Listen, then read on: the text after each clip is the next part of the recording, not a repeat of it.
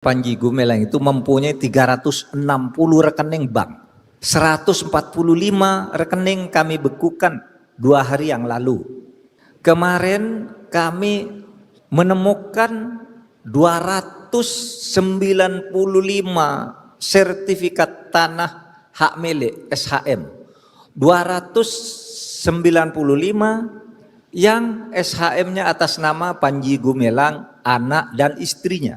Kita telisik ini dulu. Ini jangan-jangan pencucian uang. Dan kita sudah sampaikan ke polisi. Kita tidak akan menindak pesantrennya, tapi kita akan menindak orangnya dalam tindak pidana. Pertama apa? Kalau pencucian uang, dana bos masuk ke rekening itu. Mula-mula masuk ke institusi, lalu berpindah ke orang tanpa pertanggungjawaban yang jelas menurut administrasi. Ada juga dana yang pengirimnya namanya Gubernur NII. Masuk uang ke situ. Nah, itu semua yang seperti itu. Tanah-tanah juga. Tanahnya tuh 1.300 hektar. Sudah kami temukan dalam sehari 295 sertifikat. Yang dicurigai juga itu berasal dari kekayaan yayasan yang masuk ke pribadi.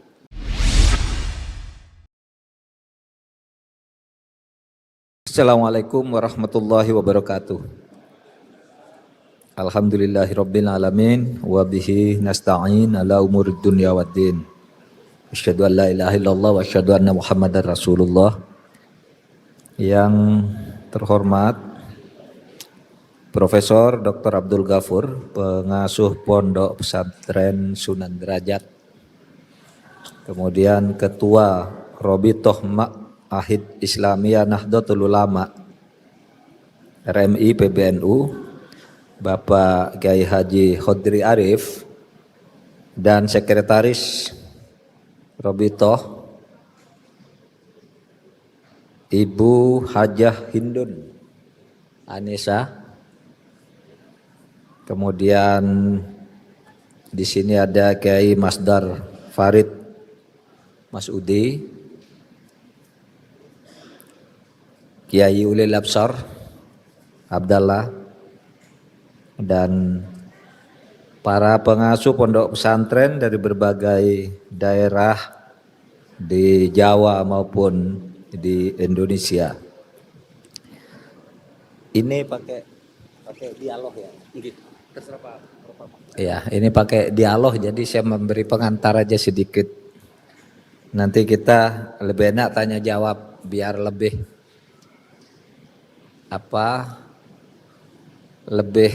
didapat apa yang diinginkan dari forum ini.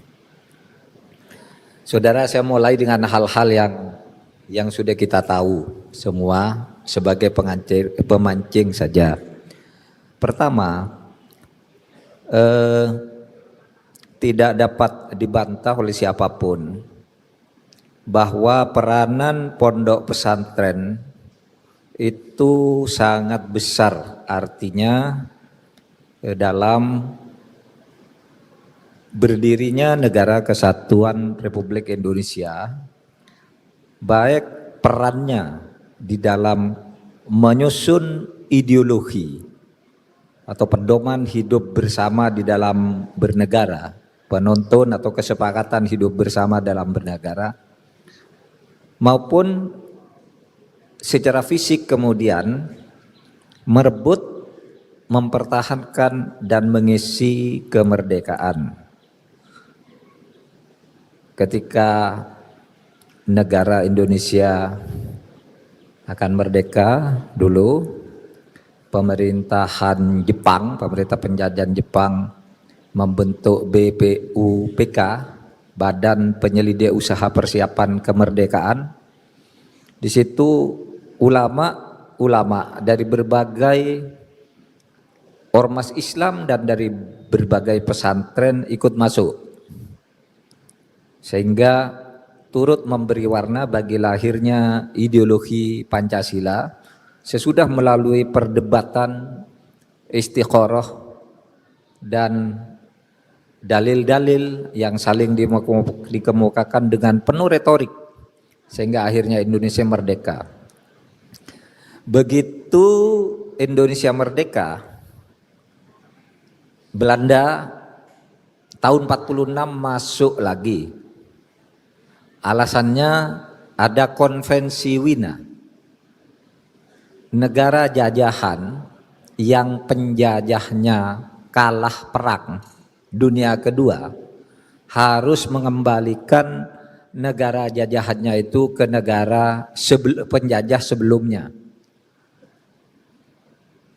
Jadi pada waktu itu Jepang kalah di dalam perang, lalu Belanda atas nama Konvensi Wina tahun 1938 masuk lagi ke Indonesia pada tahun 46. Alasannya menurut keputusan Wina tahun 38, Indonesia ini harus dikembalikan ke Belanda, dan itu disahkan oleh PBB. Maka kemudian Belanda dengan berbagai rombongannya masuk ke Indonesia, dan pemerintah Indonesia kewalahan sehingga hijrah ke Yogyakarta pada tahun 1946. Kira-kira 6 bulan lah sesudah kemerdekaan. Ya kalau mau dikatakan bahasa halusnya hijrah, kalau mau dikatakan bahasa kasarnya ya lari, karena tidak kuat menghadapi serangan itu. Nah di situ pondok pesantren mempunyai peran yang sangat besar. Karena sebelum berdirinya, sebelum merdeka Indonesia itu, dulu organisasi yang menghimpun ormas-ormas Islam namanya Masyumi, Majelis Syuro Muslimin Indonesia, yang dipimpin oleh Kiai Hasyim Asy'ari itu pada bulan Februari tahun 45 membuat 2 keputusan penting. Yang pertama, umat Islam akan membentuk Hizbullah, itu tenaga-tenaga tentara dari kalangan rakyat lah gitu. Hizbullah untuk melawan penjajah. Yang kedua, mendirikan sekolah tinggi Islam. Itu bulan Februari tahun 45. Mendirikan sekolah tinggi Islam. Nah Hizbullah ini yang kemudian menjadi cikal bakal tentara-tentara pejuang kita. Kemudian sekolah tinggi Islam ini diresmikan tanggal 8 Juli di Gondangdia, Jakarta, dengan membuka 2 fakultas, Fakultas Agama dan Fakultas Sosiologi. Ketika pemerintah hijrah tahun 46, STI di Jakarta ini pindah juga ke Yogyakarta karena ketua perguruan tingginya namanya Muhammad Hatta, wakil presiden, dosen-dosennya banyak yang menteri, ikut pindah ke Jogja, dan sekarang Sekolah Tinggi Islam itu menjadi Universitas Islam Indonesia di Yogyakarta. Itu adalah kreasi Kiai Hasyim Asy'ari pada bulan Februari yang kemudian diwujudkan pada bulan Juli tahun 45. Nah, saudara, dengan demikian kalangan pesantren dan umat Islam itu telah memberi sumbangan besar terhadap bangsa ini ketika akan merdeka dan menyiapkan kader-kader bangsa. Nah, tetapi karena politik pendidikan yang ditinggalkan oleh pemerintah Hindia Belanda yang diskriminatif atau fobi, apa yang dikenal sebagai Islamofobi gitu.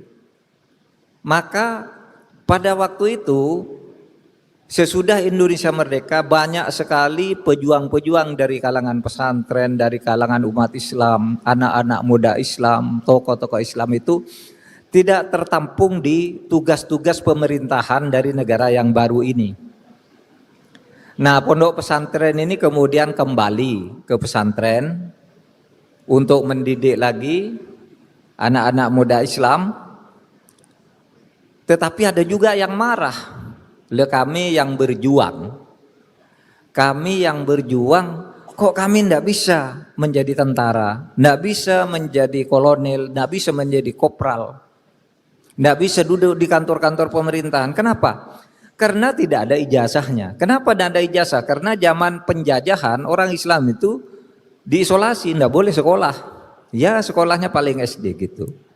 Nah disitulah kemudian yang marah-marah seperti Kartosuwiryo itu lalu mendirikan Darul Islam. Yang kemudian bersambung menjadi perjuangan untuk mendirikan negara Islam Indonesia.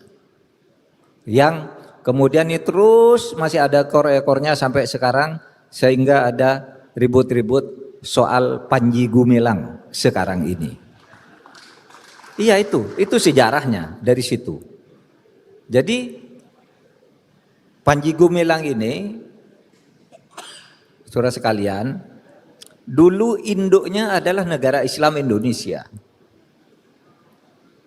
Merupakan organisasi tanpa bentuk, gerakan bawah tanah, tetapi sudah ada strukturnya. Ada syekh yang memimpin, kemudian ada gubernurnya, ada menterinya, ada bupatinya, ada camatnya. Nah itu diketahui oleh pemerintah, sehingga pada awal tahun 70-an oleh pemerintah digalang. NII ini dipecah, yang satu untuk melawan yang lain. Itu operasi Ali Murtopo memang biasa begitu dulu. Dulu ada komando jihad, ada orang dipancing untuk berkumpul, lalu disuruh membuat resolusi, disuruh buat pernyataan keras, lalu sudah itu ditangkap, lalu dicitrakan ada komando jihad. Sama, NII ini dulu, ini saya dengar dari sumbernya langsung nih. Jadi NII itu dulu pemerintah tahu tuh bahwa NII itu masih hidup. Sudah ditumpas di berbagai tempat masih hidup, sehingga pemerintah lalu menggalang, kalau gitu diadu saja antara NII dengan NII. Maka dibentuklah NII yang ada tadi struktur pemerintahnya.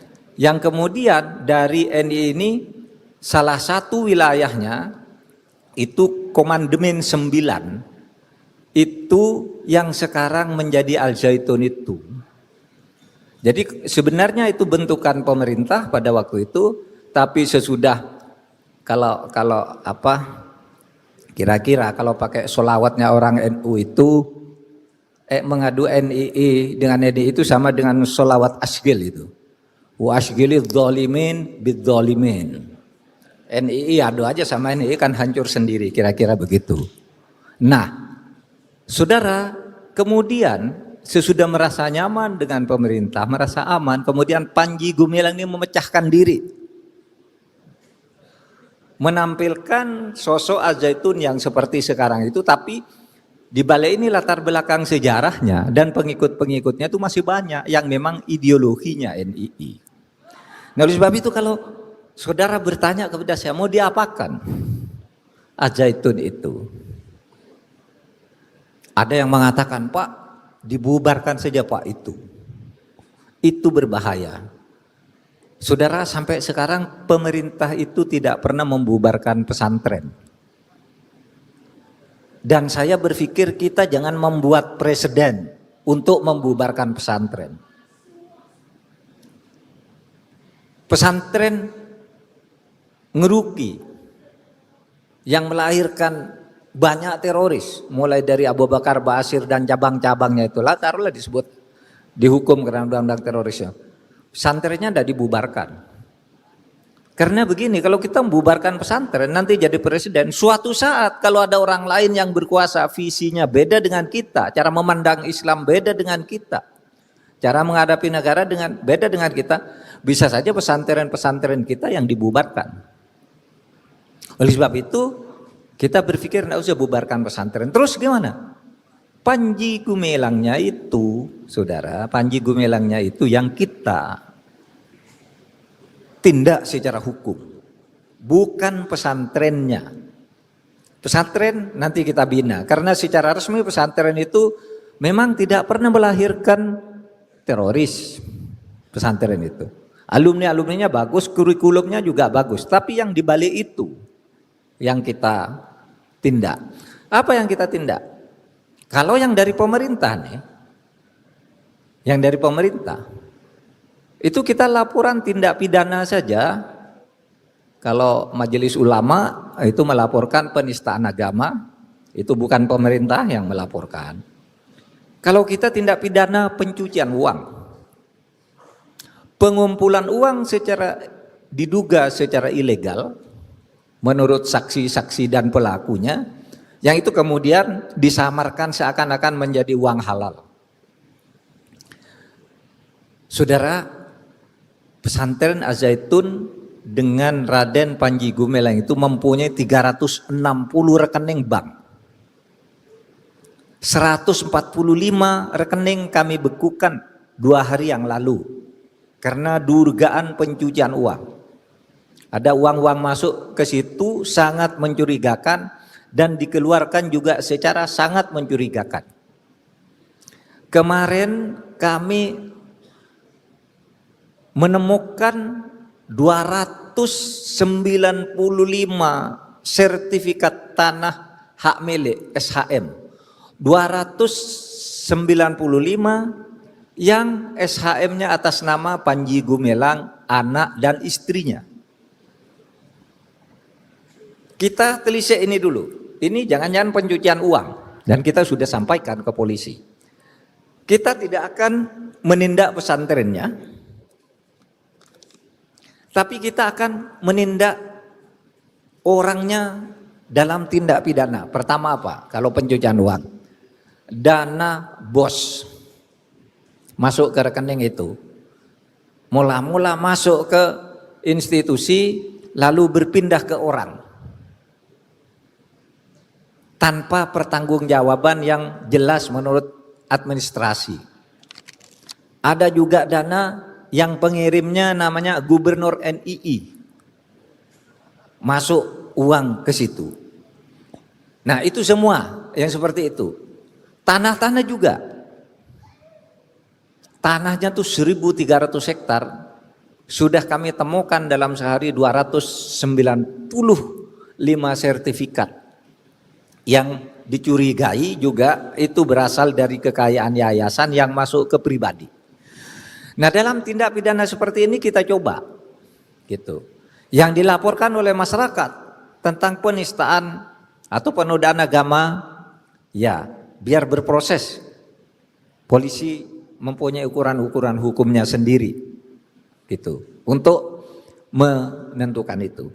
Nah, saudara, kembali. Jadi sesudah Indonesia merdeka, kaum muslimin itu terpinggirkan dari penyelenggaraan negara atau pengelolaan ke tata pemerintahan kita. Ini tadi ada yang menyesalkan, masa Indonesia yang begitu besar dengan pesantren yang begitu besar tidak bisa ikut mengelola negara, lalu melahirkan pemberontak, tapi melahirkan kesadaran baru di pesantren. Ketika Kiai Wahid Hasyim menjadi Menteri Agama, itu kemudian dikeluarkan peraturan bersama dengan Menteri Pendidikan dan Pengajaran Bahdir Johan. Wahid Hasyim dan Bahdir Johan membuat peraturan di mana sekolah lulusan pesantren yang berjenjang itu sama civil efeknya dengan pendidikan umum. Madrasah ibtidaiyah itu adalah sama dengan SD, sanawiyah sama dengan SMP, aliyah sama dengan SMA, kemudian al-jami'ah, IAIN itu dibentuk dulu namanya ada Akademi Ilmu Dakwah, ya, AIDA, Akademi Ilmu Dakwah Agama itu akademi, lalu disamakan dengan perguruan tinggi yang kemudian melahirkan IAIN itu, yang kemudian ini ada civil efeknya diakui. Nah, saudara, dari situ kemudian lahirlah berbagai keahlian dari pondok pesantren itu. Karena pondok pesantren lalu membentuk sekolah-sekolah di samping ngaji kitab kuning yang tradisional yang pakai setoran itu, ada sistem kelas kayak sekolah biasa. Nah, dari situ kemudian saudara, sejak tahun 60-an anak-anak pesantren sudah menjadi pegawai di kantor-kantor pemerintah juga. Pada tahun 70-an sudah menjadi sarjana, sarjana hukum, insinyur, dokter dan sebagainya. Pada tahun 80-an banyak master-master, dan pada tahun pertengahan 80-an banyak doktor, profesor yang lahir dari pesantren. Nah, sejarah tahun 60-an itu sudah merembes nih anak santri ke kantor-kantor pemerintah, sehingga kemudian apa terjadi? Mobilitas sosial vertikal naik di kalangan kaum muslimin di Indonesia. Kantor-kantor pemerintah, ke universitas-universitas negeri, itu rektor-rektornya, pembantu rektornya, dekan, itu sudah banyak dari pesantren. Taruhlah sekurang-kurangnya Islam santri, bukan Islam abangan misalnya. Itu sudah banyak.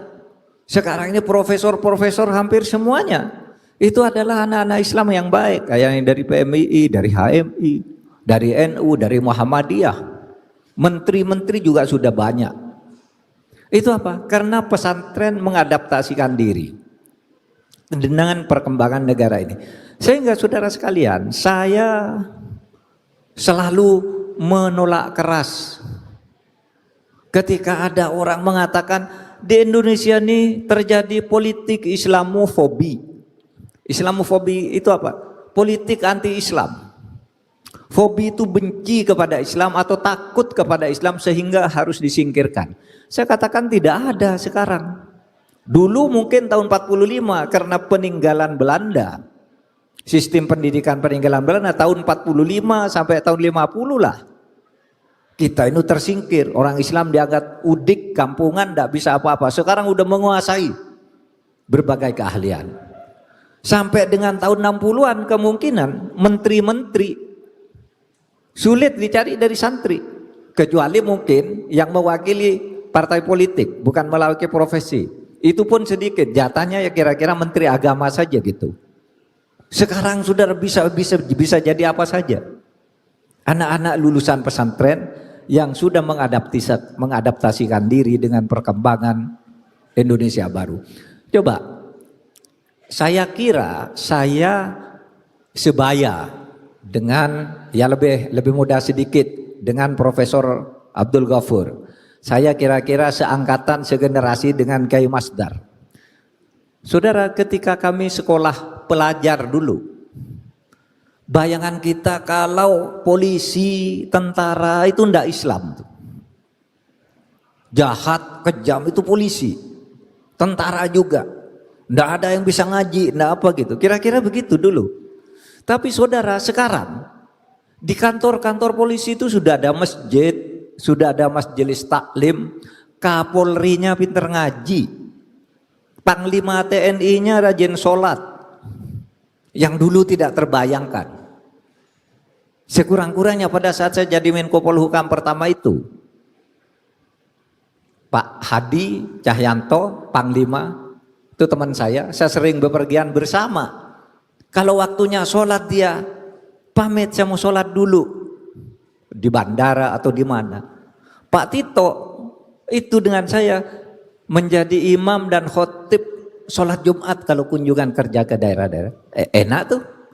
Kalau dulu ndak ada polisi yang begitu. Bahkan sekarang ini saudara, di polisi itu sudah ada seragam polisi dengan busana muslimah. Itu sejak kira-kira 10 tahun lalu lah, ketika Pak Tarto itu menjadi Kapolri, dibuat seragam sehingga saudara lihat polisi di pinggir-pinggir jalan sekarang banyak busana muslimah.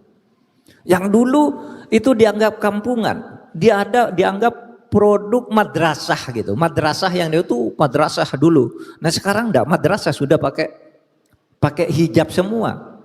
Sebagai budaya, bukan paksaan karena agama, tapi kesadaran aja bahwa ini budaya Islam yang bagus. Saya ingin berpakaian yang sopan menurut Islam begini, pakai. Sama, saudara, di istana sekarang budaya Islam itu tumbuh. Misalnya, ya saling membuka acara dengan assalamualaikum, mari kita buka dengan basmalah.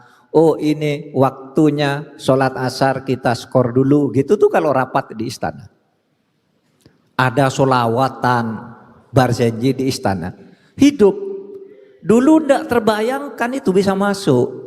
Nah kenapa ini bisa? Karena pondok pesantren itu kemudian mengadaptasi dengan lembaga pendidikan umum tadi yang digodok oleh Kiai Wahid Hasyim itu.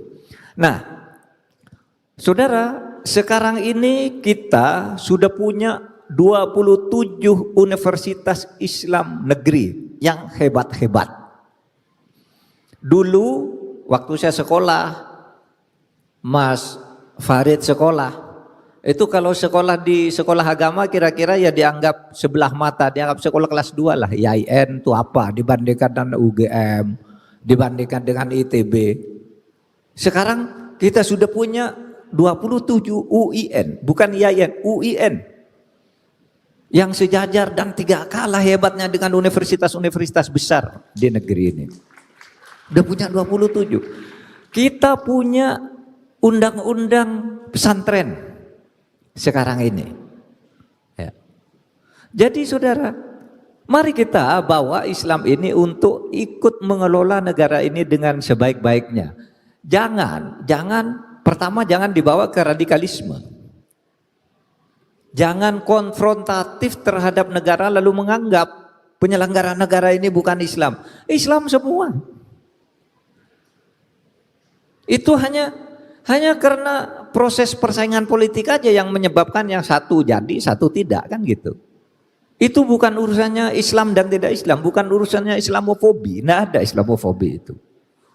Bahkan sekarang ini sudah lama pemerintah menawarkan pondok pesantren. Coba dibuat satu proposal untuk usaha. Pemerintah akan menyediakan tanah gratis berapa hektar yang engkau butuhkan. Sudah ditawarkan ke pesantren-pesantren sejak 2 tahun lalu. Mestinya yang bisa menanggapi ini pondok pesantren dan kiai seperti Profesor Abdul Ghafur.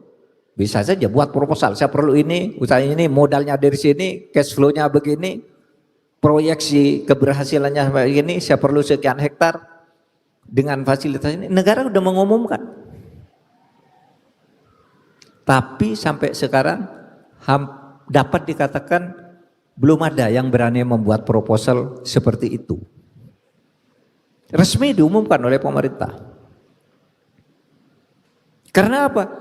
Karena tidak mungkin negara yang sebesar Indonesia dengan penduduk mayoritas kaum muslimin kok tidak memberi perhatian terhadap kaum muslimin. Tetapi dituntut agar kaum muslimin sendiri juga menjaga negara ini dengan segala ideologinya, yaitu negara yang inklusif, negara yang kosmopolit, bersatu di dalam keberbedaan, bersama-sama memajukan bangsa dan negara ini. Saudara, satu hal lagi, soal pendidikan. Kalangan pesantren, atau taruhlah anak-anak santri, anak-anak Islam santri kalau meminjam klasifikasinya Clifford Gates. Itu misalnya berhasil dengan segala kontroversinya memasukkan keharusan pendidikan agama di dalam konstitusi kita. Dulu Undang-Undang Dasar 45 pasal 31 itu bunyinya sederhana, bahwa pemerintah memajukan sistem pengajaran nasional, titik. Sekarang pasal 31 itu diamandemen menjadi 5 ayat, di mana ayat 3 berbunyi bahwa pendidikan diselenggarakan berdasarkan iman, takwa, dan akhlak. Ini bunyi resmi dari Undang-Undang Dasar kita. Dulu ini perdebatannya lama, ada yang tidak setuju, tidak boleh di konstitusi. masukkan urusan agama itu. Agama itu biar diurus oleh masyarakat. Tapi anak-anak santri, kelompok pesantren, majelis ulama harus dimasukkan. Pendidikan harus bersasar iman, takwa dan akhlak. Itu perdebatannya panjang dan panas, akhirnya disetujui. Ini konstitusi yang berlaku sekarang. Semakin memberi tempat pada pendidikan agama yang dikembangkan di pesantren agar menjadi kuat, menjadi bagian yang sangat kuat di dalam sistem pendidikan nasional kita.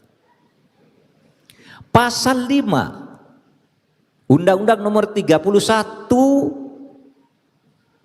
pasal 31 ayat 5 Undang-Undang Dasar 45 itu berbunyi begini. Kalau tadi berdasar iman, takwa dan akhlak, sekarang bukan dasarnya tapi tujuannya. Pendidikan diselenggarakan untuk memajukan ilmu, pengetahuan dan teknologi. Yang tadi dasarnya imtak, iman, takwa, akhlak, sekarang tujuannya apa?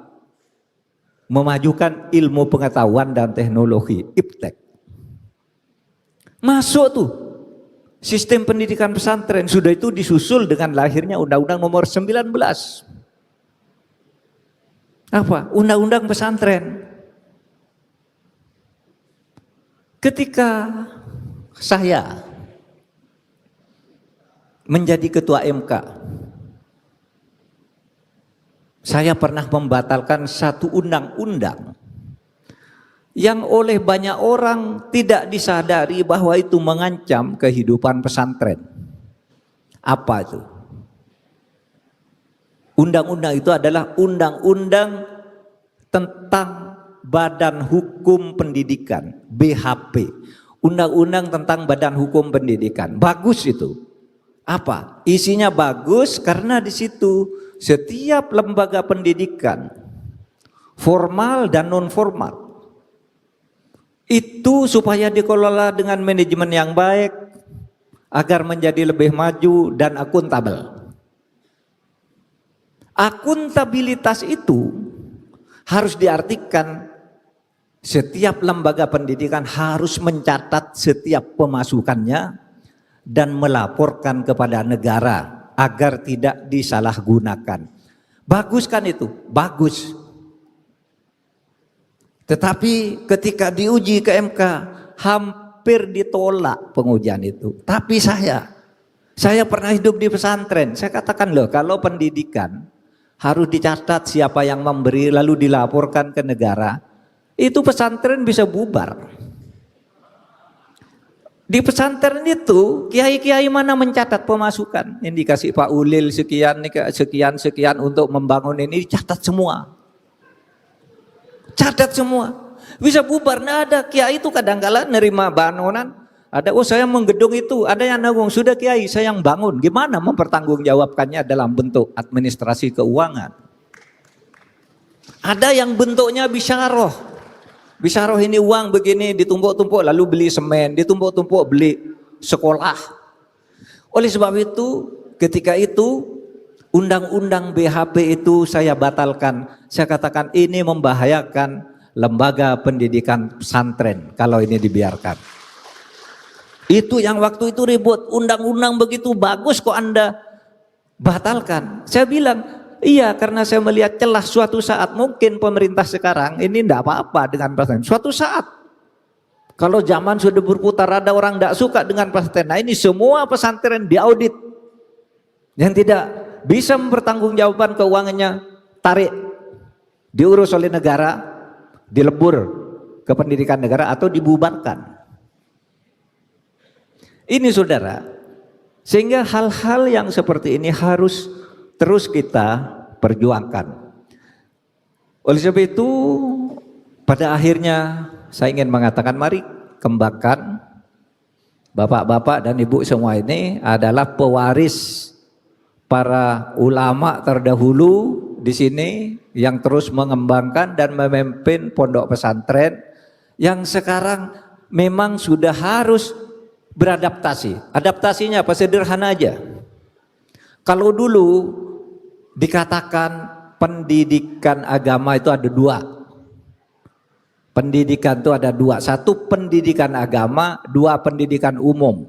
Pendidikan agama itu fardhu ain, belajar fikih, tauhid, akhlak, tajwid dan macam-macam itulah. Itu fardhu ain. Sedangkan pendidikan umum fardhu kifayah. Itu dulu. Sekarang itu dilebur saja bahwa pendidikan itu menurut filsafat pendidikan Islam maupun di dalam praktek ulama-ulama terdahulu terutama abad pertengahan, tidak ada pendidikan agama. Tidak ada pendidikan umum.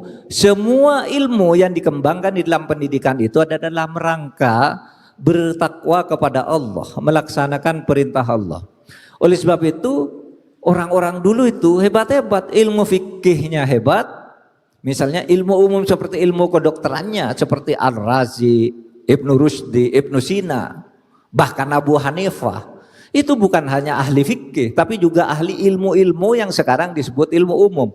Nah di sini misalnya kalau di pondok pesantren Sunan Derajat ini, misalnya ya pesantren belajar kitab kuning, ada madrasahnya, tapi juga ada ilmu pertaniannya, ilmu perdagangannya, ilmu bisnisnya, ilmu apanya lagi dikembangkan sehingga menjadi satu ilmu yang dibutuhkan oleh kita di dalam berbangsa dan bernegara. Jangan serahkan keahlian-keahlian itu kepada orang luar. Pesantren juga harus mencetak sarjana hukum yang bebas, yang hebat, sarjana ekonomi yang hebat, dokter yang hebat, dan seterusnya. Dicetaklah dari pesantren. Disiapkan kader-kader. Gitu. Karena konstitusi kita sekarang sudah memberi kerangka untuk itu, tinggal masuk. Para pendahulu kita sudah berjuang dari tahap ke tahap, mulai dari merdekakan dulu, buat aturannya dulu penyetaraan, sekarang dibuat fasilitas fisiknya, dibuat organisasinya, seterusnya sampai sekarang ini tinggal ngisi. Jadi pesantren jangan memisahkan diri, jangan menjauhkan diri seakan-akan pesantren itu bukan pemerintah. Pesantren itu ya pemerintah itu, masuk ke situ, masuk ke situ. Jangan merasa kok dibina oleh pemerintah, masuk ke sana agar bisa ikut membina kita bersama, karena negara ini adalah negara kita. Nah, saudara sekalian, demikian dari saya ya sebagai sekedar keynote speech yang mudah-mudahan bisa membekali dalam halakoh kita dan penyelenggaraan pesantren kita masa-masa yang akan datang. Saya kembalikan kepada moderator. Assalamualaikum warahmatullahi wabarakatuh.